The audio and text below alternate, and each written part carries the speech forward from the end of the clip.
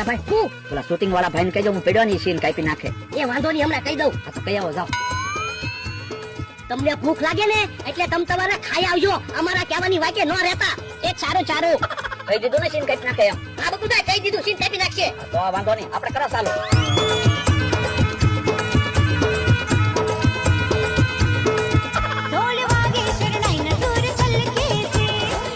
રસોઈયા તો આવી ગયા ને? એ દાદા હું રસોઈયો નથી, હું તો હેલ્પર છું. તો રસોઈયા ક્યારે આવશે? એ રસોઈયા તો કાલે આવશે, મારે રસોડાની તૈયારી કરવાની હોય. દાદા 1000 રૂપિયા આપો તો મને. 1000 રૂપિયા શું કરવા? એ અમારા પૈસા ઉડાડવા છે. આ તો તમારા પૈસા ઉડાડો, પણ તમે બકુલભાઈ પાસેથી પછી પૈસા લઈ લેજો ને. ના એના હું પૈસા નથી આપવાનો. ઓ બાપા તમે જોવો તો ખરા, મને પગમાં તેવી તો વગાડ્યો.